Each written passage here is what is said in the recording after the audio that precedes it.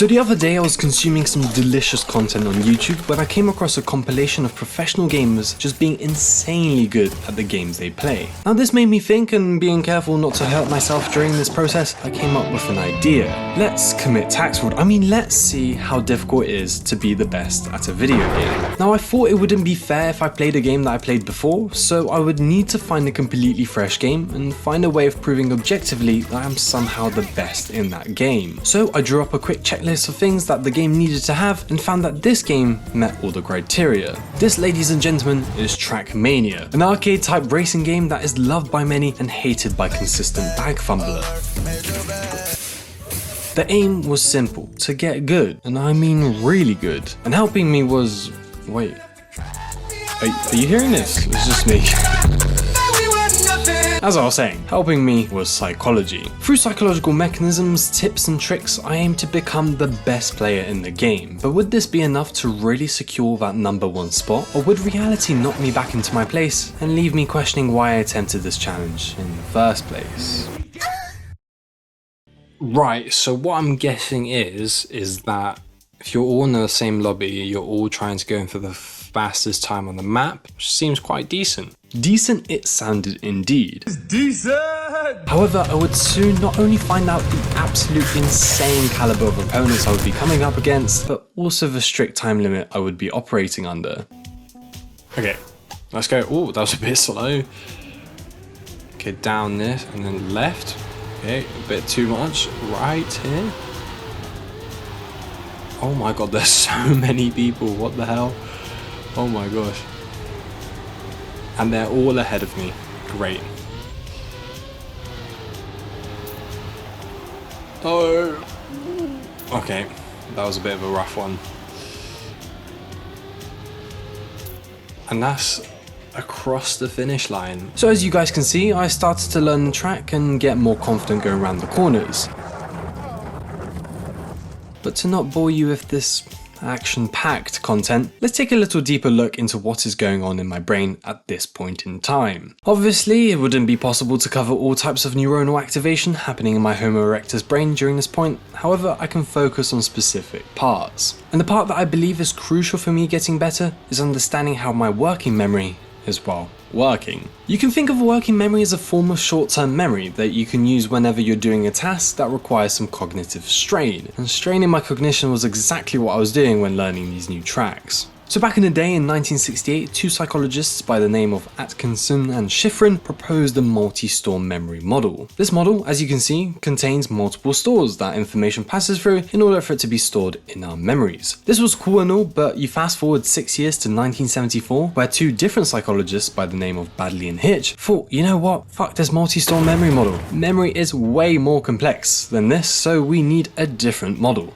Behold, the working memory model, filled with unnecessarily fancy phrases such as visual spatial sketchpad and central executive. Now this model of memory is believed to be a much more representative form of seeing how our short-term memories work, because unlike Atkinson and Shiffrin, it isn't just a simple conveyor belt process. It also gives us a greater insight into how and where information is processed. So when we take me learning a new track, the central executive, who is basically the main guy who decides what information goes where, will decide, right, this visual information of learning the new track will go to the visual spatial sketchpad. When it arrives there, the visual spatial sketchpad, otherwise known as the inner eye, processes this information in a way that allows me to keep track of where I am in relation to other objects as I move through the Trackmania environment. Give enough time and repetition, and this information will be stored in long-term memory, where I can actively retrieve it whenever this particular course comes up. The thing is with these models of memory is that, well, they don't really exist. Like, hear me out here. Memory combined with everything else that's going on when we learn new things is so complex that it's not possible to take into account everything that is happening. That's why psychologists use models for illustrative purposes and less than full explanations of what is happening. Like take for example the central executive. There isn't a place in the brain where you can specifically find this central executive, but the general purpose of it is that it helps us to better understand what is going on in that complex organ we call a brain. So whilst the explanatory power is limited, we can still find these models useful in some situations. Right, so now we have a better understanding of the neuronal activation happening when we are drifting around the corners we've never drifted before.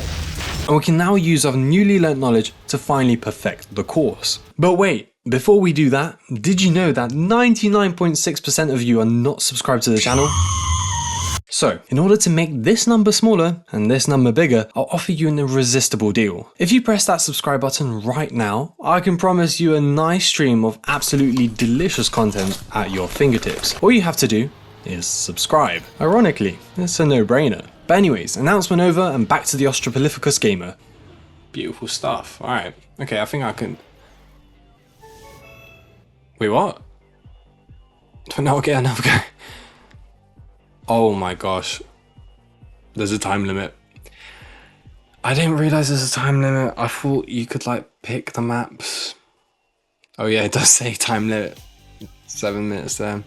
I did not realize that. Yep, I'm not actually sure who let this Neanderthal play video games, but it clearly said the time remaining on the right hand side of the screen. This meant that as soon as I knew where I was going and the track completed rendering in my brain, it was time to move on to a completely different map. Therefore, I thought to myself that only 7 minutes to learn a brand new map is just not long enough. So I decided that it would be a better idea to go offline and try out all the maps by myself without any time constraints.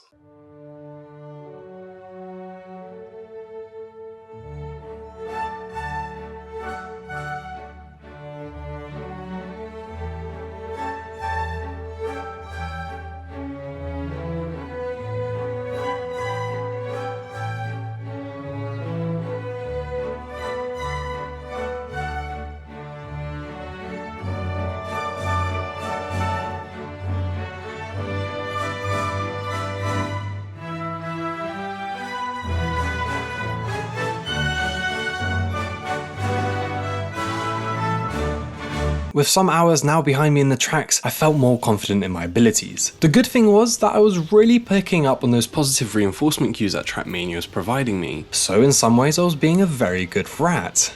Oh, wait, that sounds a bit weird if I don't explain what I mean by that. Basically, I'm not talking about just any rat you may meet on the streets.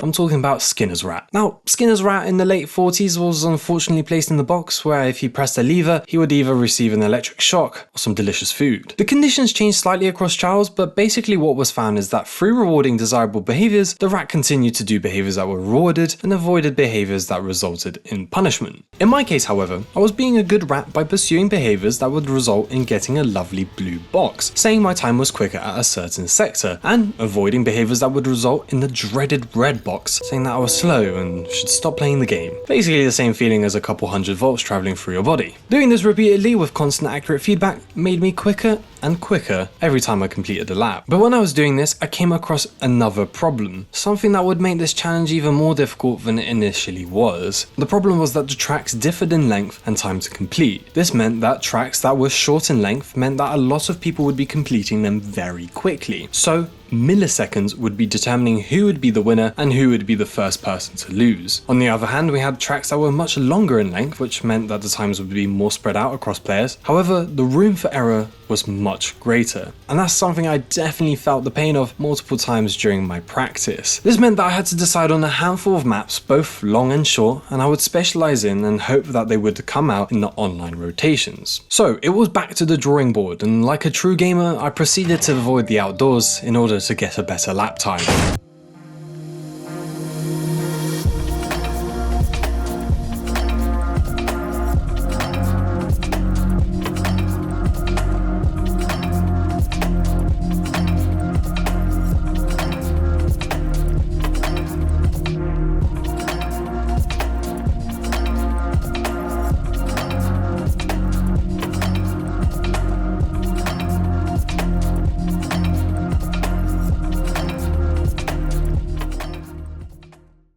I was now ready for social interactions. Yet these interactions would not consist of conversing with a fellow companion, it would instead be an online Trackmania lobby, and oh boy, was I in for a surprise. First of all, I was much quicker than I was before, and in fact, avoiding the very thing that psychologists believe to be imperative to human life, social interactions, was exactly what allowed me to be quicker. I found that at this point, I knew exactly where the track was taking me, and I started to develop my own little tricks to become quicker. However, what was clear is that I still stood no chance of getting anywhere near the top. Alright, this is a good run. and across the line in 6th place. That is not where I want to be. What? The guy in 1st place literally has 2 seconds on me. That is absolutely insane. How are they finding that time? That is crazy. So before I turned into total Karen mode and reported them to the general management of Ubisoft, I decided to have a little look at what they were doing. And here, my friends, is where psychology steps in. By going and looking at what behaviors / inputs on the controller better players were doing, I was in a way replicating a form of social learning theory. This theory of how behaviors are learned was presented by this man, Mr. Bandura. This gentleman designed a study where children would watch adults interact with a blow-up doll in somewhat aggressive ways. Then, when it came to their own interactions with the doll, the children replicated those behaviors as a form of observational learning. In other words, we learn new behaviors from imitating the behaviors, attitudes, and emotional reactions of others. But yes, you're right, this is just copying at the end of the day, but sometimes psychology likes to be a bit more simple. So exactly like a child who just saw an adult fly kick a blow-up doll, I was learning a lot of new information simply from looking at other people and how they tackled the course. I continued to gather intelligence on the matter, even asking big Trackmania YouTubers for advice. Am I a socialist or leftist? This is a Trackmania stream. I'm a racist. With all of this on board, I felt like it was my time to put this information into practice and actually have a good shot at getting a podium and being the best player in the game. There was no holding back now. It was time to finally prove that using psychology can give you the upper hand. At this point, I could enter the flow state. If you want to find out more about the flow state, I've made a cheeky video on it right here, so check it out if you want to. But yeah, it was time.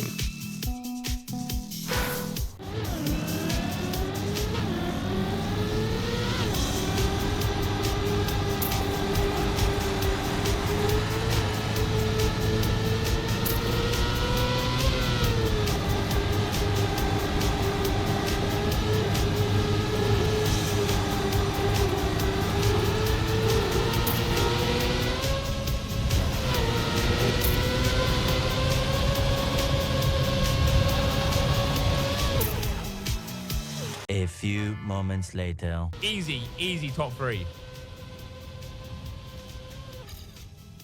Easy top 3. But 16! Right, so the reality of the situation is that I may have underestimated exactly how dedicated the players of Trackmania are. During my time playing, I saw the same names popping up on the podiums regardless of when I was playing, and I have to respect the absolute commitment that the people have to this game. The truth is that psychology can only take you so far if you want to be the best. But combining both psychology and the sheer commitment to put the work in and day out, like those people who regularly find themselves winning, is exactly what you need to be the best. And I also understand that just because you get a podium on a map doesn't make you the best at the game either. Each map has its own world record, and there are a lot of maps. And there isn't a single person that holds a world record on every map, so being the best in the game really comes down to how you define the best. I happen to define it within the lobby I was in, which seemed to be a somewhat representative sample. Regardless of this though, I have to say that this game is so much fun. And even if I wasn't quite able to be the best, I had a lot of fun playing this game. Something about this game just tickled my brain, and I think it was the idea of striving for perfection and knowing that somewhere the perfect lap exists. So, if you're still here, thank you very much for watching. Subscribe and tell me what you thought in the comments down below.